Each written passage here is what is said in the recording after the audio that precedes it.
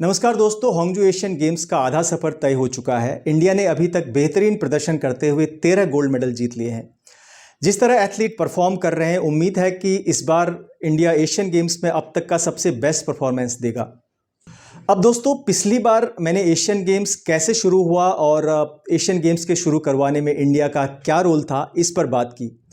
आज मैं बताऊंगा 1982 एशियन गेम्स के बारे में, कैसे यह मेज़बानी इंडिया को मिली और इंडिया में तब क्या पॉलिटिकल गेम चल रहा था और क्या इस गेम के आयोजन से तब की इंदिरा गांधी की सरकार को फ़ायदा पहुंचा, इसके बारे में बात करेंगे। क्या इन खेलों के आयोजन से इंडिया की तस्वीर बदली या सिर्फ दिल्ली की, और क्या टेक अवेज हैं 1982 एशियन गेम्स के, इस पर एक नज़र डालते हैं। दोस्तों, इंडिया में इससे पहले एशियन गेम्स का आयोजन 1951 में हुआ था, जिसका उद्घाटन तब के हमारे राष्ट्रपति डॉक्टर राजेंद्र प्रसाद ने किया था। लेकिन उसके 30 साल बाद 1982 में फिर से इंडिया को एशियन गेम्स की मेज़बानी सौंपी गई और इस बार हमारे राष्ट्रपति थे ज्ञानी जैल सिंह और देश की प्रधानमंत्री थी इंदिरा गांधी। तब के राष्ट्रपति ज्ञानी जैल सिंह ने ही 9वें एशियन गेम्स का उद्घाटन किया था।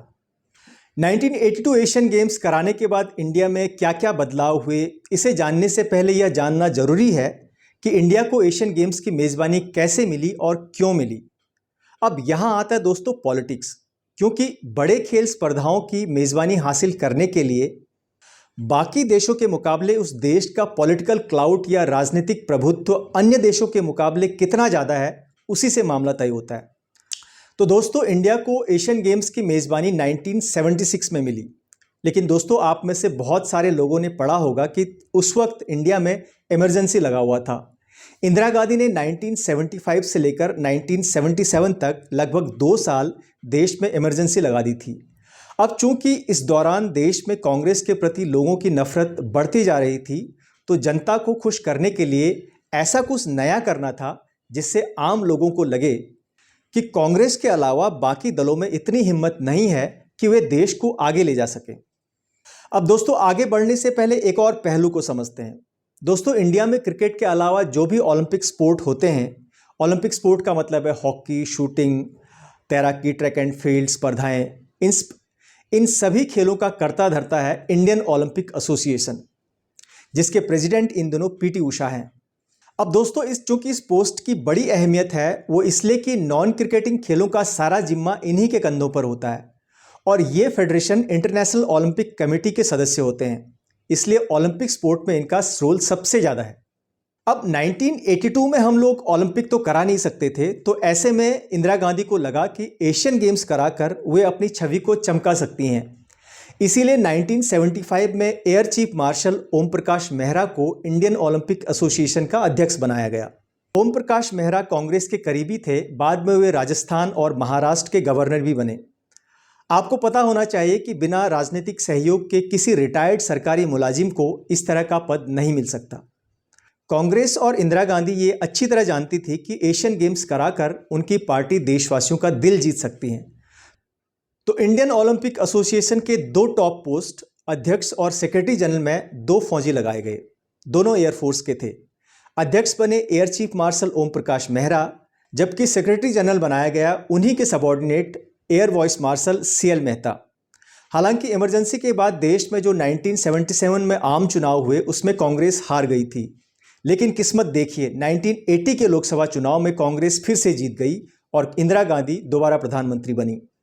अगर किसी दूसरे दल की सरकार बनी होती तो शायद 1982 एशियन गेम्स के सफल आयोजन का क्रेडिट किसी दूसरी पार्टी को जाती, लेकिन ऐसा नहीं हुआ। अब दोस्तों, एशियन गेम्स के आयोजन की सफल जिम्मेदारी इन दोनों वायुसेना के अधिकारियों की थी। उस वक्त के दिल्ली के उपराज्यपाल जगमोहन मल्होत्रा और लोकसभा सदस्य राजीव गांधी ने इन दोनों फौजियों को पूरा सपोर्ट किया। हालांकि इंडिया को मेज़बानी 1976 में ही मिल चुकी थी, लेकिन कंस्ट्रक्शन वर्क 1980 में शुरू हो पाया, क्योंकि उन दिनों देश की राजनीतिक हालात ठीक नहीं थी। केंद्र में चौधरी चरण सिंह की सरकार थी, बाद में वो सरकार गिरा दी गई। इस वजह से कंस्ट्रक्शन का काम देर से शुरू हुआ। अब दोस्तों, फटाफट नजर डालते हैं 1982 एशियन गेम्स कराकर इंडिया को क्या फायदा पहुंचा। सबसे बड़ा फायदा हुआ दिल्ली को। यह शहर एक अंतर्राष्ट्रीय शहर बन गया।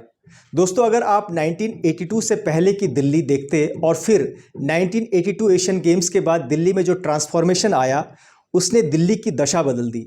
एक शहर जहां अच्छे रोड, फ्लाईओवर और होटल्स की कमी थी, उस कमी को एशियन गेम्स ने पूरा कर दिया। Jawaharlal Nehru stadium, Siri fort sports complex, Karni Singh shooting range, games village, ये सारे एशियन गेम्स के दौरान बने। 1982 से पहले सिरी फोर्ट सिर्फ एक जंगल था, जहां आज वर्ल्ड लेवल का इंफ्रास्ट्रक्चर है।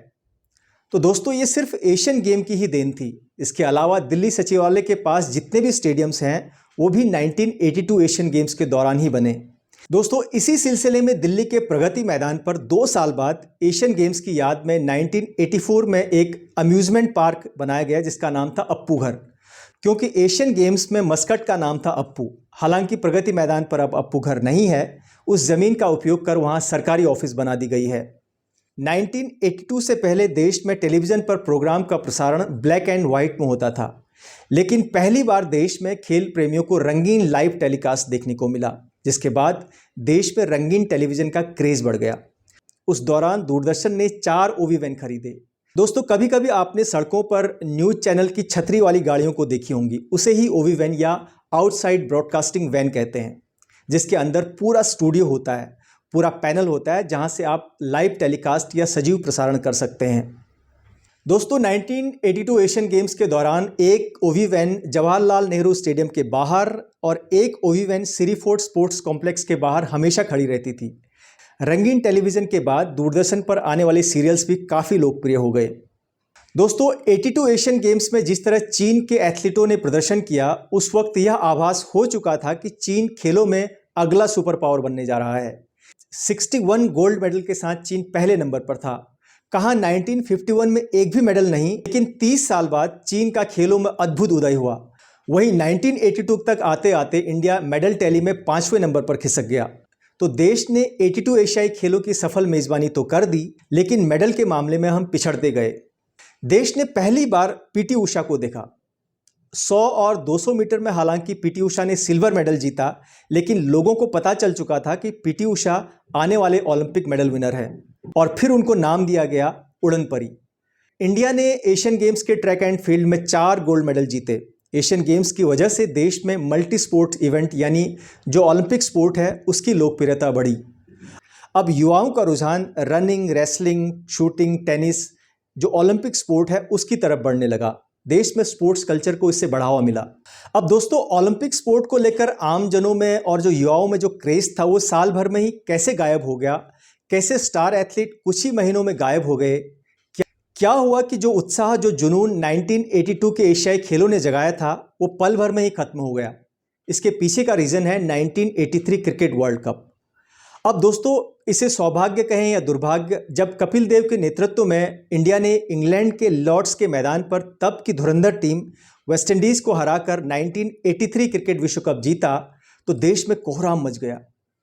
चारों तरफ क्रिकेट की धूम थी। न्यूज़पेपर से लेकर मैगजीन्स, गली मोहल्ले, हर नुक्कड़ पर क्रिकेट की ही चर्चा होने लगी। क्रिकेटर स्टार से सुपरस्टार बन गए, उनके बड़े बड़े पोस्टर बिकने लगे। अब लोग 1982 के चैंपियन को भूल चुके थे। उनकी जगह कपिल देव, मोहिंदर अमरनाथ, यशपाल शर्मा, सुनील गावस्कर ने ले लिया। इस तरह 1982 एशियाई खेलों का बुखार खत्म हो गया और इंडिया में क्रिकेट को एक नया आयाम मिला, जो आज तक जारी है। तो दोस्तों, मेरा ये वीडियो आपको कैसा लगा जरूर बताइए। अगर आपको मेरा वीडियो पसंद आया तो इसे लाइक, शेयर और सब्सक्राइब कर दीजिए। मेरा वीडियो देखने के लिए आपका बहुत बहुत शुक्रिया। नमस्कार।